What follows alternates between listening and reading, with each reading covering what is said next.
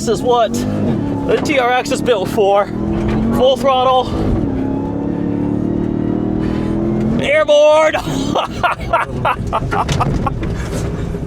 Oh my gosh.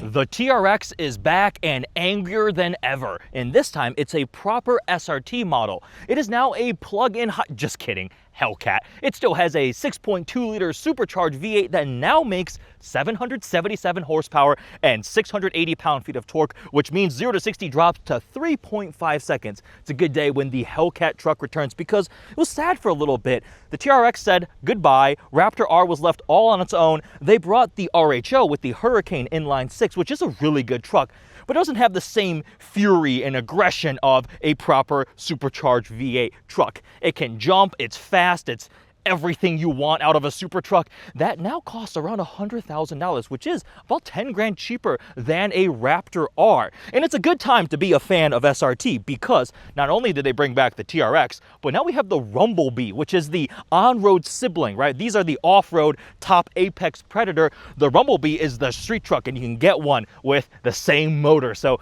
2 different flavors of Hellcat-powered Ram trucks. It's a good time to have lots of money to spend on a very thirsty but insane pickup truck. We're actually on the west side of Michigan at a apparently rather famous motocross track to check out the TRX and see what it's like. Let's go have some fun. All right, we are now off-road in the TRX where this thing was designed to shine, and the absolute perk is gonna be we're gonna jump it because TRX Airborne equals fun time. Got this track carved out for us here. We're in Baja mode, which just optimizes things for these kinds of scenarios. It holds the gears a little bit longer and sends more power and torque to the rear, so you can do this. That's Airborne in a TRX, and it's just so easy. It lands nice and soft. They've redesigned the, what are they called? Jounce bumpers for when you have a big compression, you come down, and you've got that supercharged V8. You've got all the ground clearance suspension travel you need to do that. Baja does let you play around a bit more. No pure rear-wheel drive mode, always four-wheel drive in some capacity in these trucks, but more.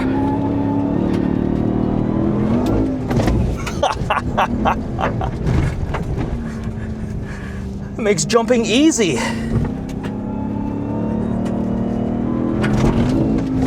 That's the big one. That is properly epic, using the TRX for what it was designed and meant to do.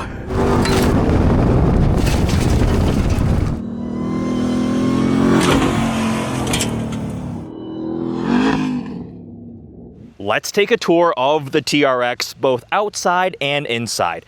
This thing is, of course, still ridiculously wide, 88 inches. The fenders flare out so aggressively.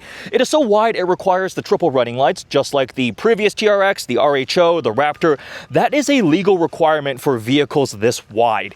Now, to feed a 777 horsepower supercharged V8, you need a lot of airflow, both to feed the engine, the supercharger, and to keep it cool. So the front grille here allows a lot of air through. The ram letters are actually open. 60% of the air comes through the front end, and 40% comes through this functional hood scoop right here. We've got the flame red accents here, the tow hooks, and an SRT badge. Now this one here is the Bloodshot Night Edition package. So those are some graphics on the side over there, but the upper part, this black contrast, that is actually hand painted. So you got a contrast two-tone finish and another flame red accent stripe that goes right down the middle. Fun fact, it actually gets slightly wider, so it tapers. So visually when you're looking at it, it looks like a perfectly straight parallel stripe. So this is a special edition package. I'll show you the decal on the side in a moment. Still massive and functional in every single way. 35-inch tires. We've got beadlock capable wheels here with a satin finish too, which is really cool. Tons of ground clearance, of course. And I mean, just these fenders are so enormously wide. So flame red are the accent colors. I showed you on the tow hooks right there, the ram letters, the stripe. We've got the 6.2 liter supercharged badge right there on the hood. So that functional intake on the hood channels airflow right here through this air filter and then directly into the supercharger. Visually speaking, this is very similar to the outgoing TRX and the Rams in general, but the headlights have been slightly updated. We've got some animation right there. And then coming along the side, you see the two-tone finish, and this graphics pack is pretty wild. The black, red, gray, like a whole splatter along the side with the big TRX lettering. And then underneath here, you can actually see the Bilstein Blackhawk E2 shocks right there. Ram Active Terrain Dynamics. And then coming around the back, this badge is so cool. They gave us an actual T-Rex head, and apparently they spent so much time getting it perfect. How many teeth? Removing teeth. How big is the eye? All the little proportions to give us an actual T-Rex badge on the back with the TRX letters there, the big Ram letters in the middle, and then you have an SRT badge, additional flame red tow hooks here, and just absolutely enormous exhaust tips. Yeah, this is the TRX that we know. It's still just as aggressive. They added a couple tweaks here and there, and this Bloodshot Night Edition package definitely stands out. And the fact that it's actually hand painted, that contrast is pretty cool. It is fairly expensive. Now let's check out the interior. On the inside, the TRX is pretty much fully loaded. We've got carbon fiber, leather, suede, plenty of red accents. Really, the only option is the panoramic glass roof. You can option that if you want. And then we've got suede headliner, the digital rear view mirror, an upgraded 14.5-inch Uconnect screen with some cool performance pages, gauges right here. You can look at different pieces of information, timers, if you're doing your 0 to 60 quarter-mile times. The seats have a little bit more bolstering to keep you in place, and then we've got some nice red contrast with the stitching and the TRX logo and red seat belts. There are a lot of red accents all through the interior, even on the Harman Kardon speakers right there. This is actual real carbon fiber with the TRX letters that they like machine out so they can router out so they can actually set that badge in there. Little storage behind there, so the actual carbon accents all over is pretty cool. We have a proper center console mounted shifter. Look at that. Not little silver little spinny dial, right? So this is definitely a bit more satisfying, and you still have plenty of space here in the middle. We've got not one but two wireless phone chargers, and then this plaque is really cool. It's got this clear glass look to it with the red TRX letters. They put your VIN and then SRT Hellcat 6.2 liter V8. So that's a cool touch here with the suede, the leather, and more red stitching. Now we've got some different drive mode controls here. This is for your four-wheel drive system. You'll notice there is no pure rear-wheel drive mode, so that's something the Raptor R is able to do, but not here in the TRX. Always some form of four-wheel drive, but we do have a launch control button and different drive modes. Of course, a red start stop button, so I can toggle through a little bit of animation here in the main screen. So now let me go to sport. Sport makes it look like you're on a track. Just a quick little graphic right there, and then over to Baja for off-road shenanigans, like you're in the desert. The steering wheel is nice. We've got actual metal paddle shifters, so they have also a really crazy shape, because they need space for the buttons for your volume up and down in the back. So they have this like boomerang shape, but they're nice and metal. It is flat bottom, more carbon fiber, and we have hands-free level 2+ driving assist. So there's a little sensor right there watching you if you're using it, but some pretty good hands-free driver assistance tech, more red stitching, actual metal paddle shifters is nice. And also these seats are heated, cooled, and massaged. So you have some very nice creature comforts, little buttons right there for the massage seats. Right here on my driver's side, I can turn those on. Waterfall, lower back, extend. So you get some very, very nice features here. Ooh, massage seats are starting to go. Let me think, what else in the interior? We've got the full digital cluster. There is a heads-up display too. And of course, there's very nice materials everywhere, and it still looks sporty. And it's cool that it's pretty much just fully optioned, right? You just get it this way. All right, we are on the road in the updated TRX, which, to be fair, this is where most owners spend most of their time in their trucks because they do not live 100% off-road. And that's a nice thing with these trucks because of the suspension and all that travel, the bigger tires. They've always been nice trucks to drive. They're comfortable. They are huge, but you don't worry about potholes, whatever, on the road. It absorbs everything. It's a comfortable, daily drivable truck if you're okay getting 9 mpg. And they come with a lot of high-tech creature comforts. That's one of the big updates for this new generation, newer model year. We've got the bigger Uconnect screen that I talked about, which layout-wise and everything is very familiar. So it's quite similar in that way. It works totally fine. We've got CarPlay, Android Auto. I've got navigation running right now, actually using the built-in navigation for a route around these roads that I do not know. But no, not snow mode. I'm gonna toggle over to sport mode on the road, and we have paddle shifters to play around with. Tune 8-speed here. I mean, this 8-speed is going to obviously be set up more so for durability.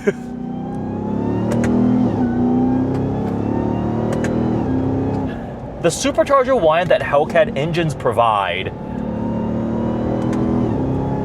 is addicting. It's one of the most prominent, way more supercharger whine than you get in a Raptor R or GT500. Oh, pretty punchy downshifts actually. There are some changes to the engine. They didn't just do a tune to give us this extra power, right? So we're up, what would be 777 horsepower when it used to be 702. 680 pound-feet of torque when it used to be 650. So the valve train is pulled from the red eye to handle the higher red line. Red line went from 6250 up to 6500. Higher you can spin this engine. It just keeps making power and torque. We also have a higher fuel pressure system, went from 5 bar to 7 bar, and a bit more boost. I think they said 20% more boost. So tweaks here and there. The Hellcat motor has so much overhead, so much capability and potential, and there is room in the aftermarket. I mean, we actually, even from the factory, right, there's the red eyes and then the demons. It just depends on their application. In a truck application, there are owners who will obviously take them off-road, they'll tow. There's other challenges they have to meet, but this engine is just a beast in pretty much any single application I have ever tried. I've never driven a Hellcat and been like, I'm bored, right? If you're bored, you're doing something wrong. And when you get the all-wheel drive, four-wheel drive applications of a Hellcat, they can just put the power down better. The Red Eye was the slowest 800 horsepower car I've ever driven because all it did was smoke the rear tires, even with traction control on. All right, I've got a highway on-ramp here. Yeah, definitely a lot of body lean. That is a result of all of that suspension travel. Yep, tires are starting to squeal for bursting on this highway on-ramp, but for it. We're straightening out, and it's just noise, fury, and speed.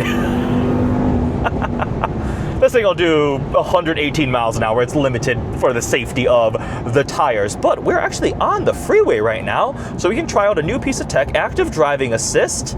Oh, it's a very nice view. All right, we'll set a speed, and this is supposed to be hands-free. I got a little beep. Things are green in the cluster, and it says hands-free. So you sit here and just watch the freeway.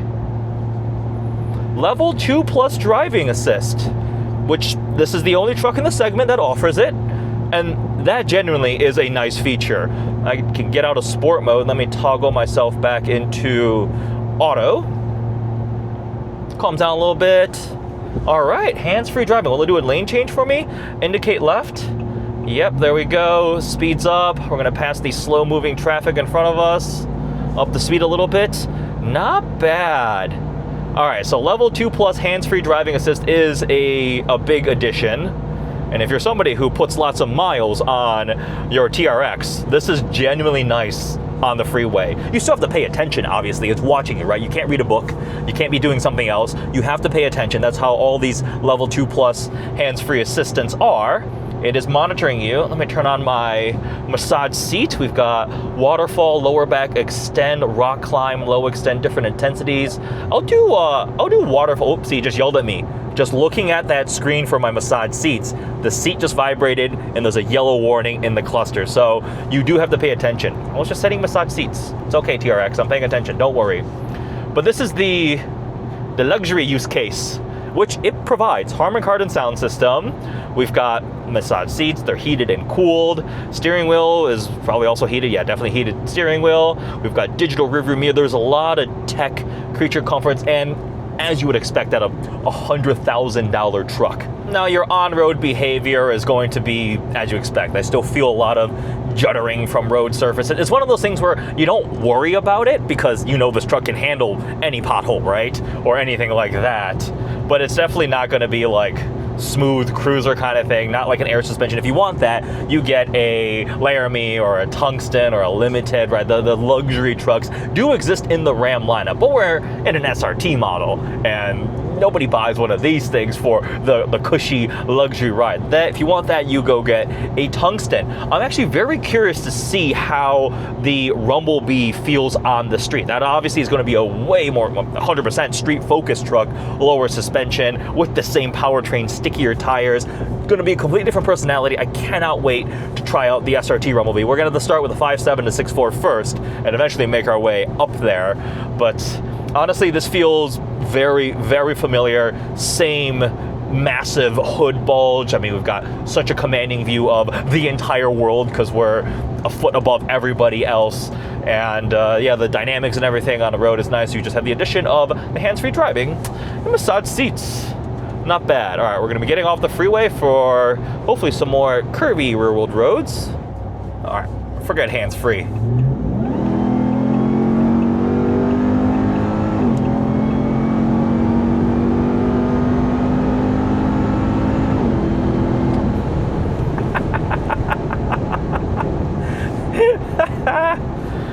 The noise, it just goes.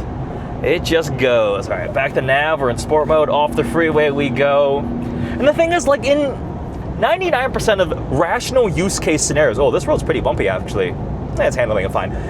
The RHO is more than enough. 540 horsepower. The Hurricane high output inline 6 is a very nice engine, delivers solid torque, it's smooth, it's a great powertrain, and it's significantly lighter than the Hellcat V8. And in most use cases, I mean, it's more than enough. But it's like the irrational, like, want more. We always want more, right? You want the Hellcat V8. It's the same thing with, like, the Cadillac CT4V Blackwing is a phenomenal car. And honestly is perfectly balanced. It's so good in all situations. It's quick, it's lighter, the steering is great. But then because the CT5V Blackwing exists with the supercharged V8, I just want that. You just want that. You just feel bad if like you missed out on it, right? Now, as with those vehicles, there is going to be a significant price delta, running cost delta. This is not meant to be a rational, responsible truck choice. This is the fun shenanigans truck, right? And as we showed, we jumped it, handled it without a problem. Just comes right down. And off-road and Baja mode, it definitely is a bit more tail happy. It throws it out and holds the shifts a bit longer. And you've got so many different modes you can play around with. These aren't really great for like rock crawling. You're too big, right? That kind of off-roading, you're gonna be wider than a lot of trails. This is like Baja, desert running, go to the sand dunes, rip it around. That's what they design these things for, and they do design it, right? A lot of people, I can already see some in the comments, it's the same thing as before, and I mean, you have some amount of validity to that statement. There is a lot of carryover powertrain components, the overall shape and everything was, I think there technically it was a mid-cycle action in terms of the updates here, but they went through and still did the proper whole integration durability testing with this newest TRX. It's got some improvements. The shocks are now the Bilstein Blackhawk E2 Gen 2. So tweaks there for all sorts of different things, all from off-roading, right? How it responds to when you get in the air and you come down and land, big impacts, compressions, also quality ride, things like that. So it's a second generation of that shock, and then they get another chance to go through and take learnings and just tune and tweak all sorts of different things. So is it an all new ground up truck? No, but I'm not complaining. You are welcome to complain in the comments if you want, but the fact that they brought it back, to me, that I am gleefully happy that I have this opportunity to drive a TRX again and do some fun sideways / airborne activities. When we talk about the price, around $100,000 is actually not terrible. Now, people are going to think about when the TRX first came out, the price point, but inflation has been insane. Look at the cost of everything. All cars have skyrocketed. The average new car transaction price is over $50,000 now. The real value bargain is the RHO still, right? That's a really, really good sweet spot in the lineup. But 100 grand here isn't that far off from where we left off when the TRX ended production. And then if you look at what everything else costs in the segment, it's technically a segment of two, the Raptor R. That's going to be about 10 grand more starting price. Residual values are also going to be a thing, so don't always just look at how much can I afford to buy it for, how much is it going to hold value. Raptors have been known to hold value pretty well, but these enthusiast trucks seem to, I mean, it's very niche, right? They don't do as bad as other like higher end luxury vehicles per se, but actually, yeah, the price point isn't too terrible, and I just keep circling back to the fact that we're going to have options now. You're going to have these, the RHO, the Rebel, and then you can go to the on-road. The Rumblebees are going to be quite a lot of fun. Ram is doing a bunch of other stuff. Rumors of so many different vehicles coming from their entire lineup and family. It's a good time, like I said, to be a fan of SRT vehicles. Now bring back the Viper. I don't know if they actually will do that. That'd be really cool. What else? What else? Things that I don't like. It's still heavy. Very heavy. That is something the TRX always has lost out to the Raptor, for example, is weight. It's a couple 100 pounds lighter when you go to the Raptor. The Hellcat has a lot of weight over the front, right? You can definitely feel that. The RHO is lighter, so maybe a little more dynamic. But when Baja mode, torque sending to the rear, what we were just doing over there, I wasn't upset about it whatsoever. No pure rear-wheel drive. That one is probably my biggest complaint, and it has been. I just wish they could do an all rear-wheel drive mode. This is not like your rational choice truck anymore. It's just for fun. And pure rear-wheel drive mode in the Raptor R is addictingly fun. It'll do a rolling burnout with traction control on. I have spent a couple hours in my friend's quarry sliding a Raptor R around in full rear-wheel drive, and just having that additional option. I wish they could do that. Even if you have to turn the torque down and power down for drivetrain durability or something, give us like a stripped out, even less aggressive, less expensive version of a TRX that's pure rear-wheel drive. Well, I guess maybe that's what the Rumblebee is. That's a street truck version. You put this thing, lower it, street tires. Yeah, that's what it'll be. So I guess we are going to get that, so I can shut myself up on that one. Launch control.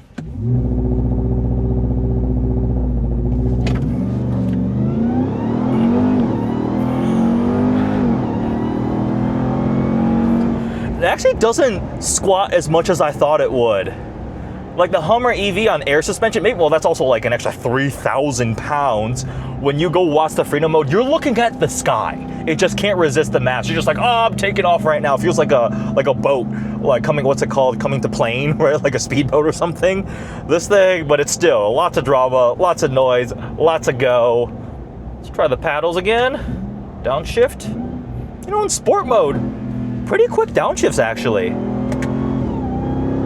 And because the paddles have that wild shape due to the volume up and down, their track forward back buttons on the back of the steering wheel, you kind of still have to click above or below, but they're actually metal. They feel cold to the touch right now. There you go. Second gear. First gear, oh, that's supercharger.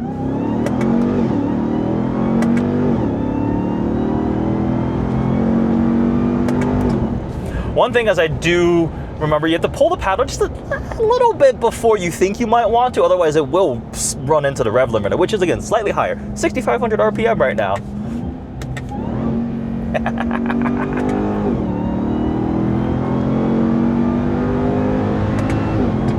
Jeez! It's really the tires, because it doesn't feel like it's running. It's not running out of steam, obviously. It would just keep going and going once you get to freeway speeds and beyond. And that 118 is really just like a safety limiter, which is why the upcoming Rumblebee on proper on-road tires is going a little bit more downforce. They had to retune the aero so it doesn't take flight. Will be the fastest production pickup truck ever. Top speed of that's a lot. It's gonna be fast. So yeah.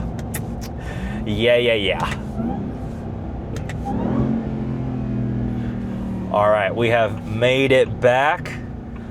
That was a lot of fun. This has been an absolute blast of a day. I have officially jumped to TRX. Highlight of this month, I think. Hope you guys enjoyed this video. Thanks for watching. Also, this place is insane. This facility, we're in Buchanan, Michigan.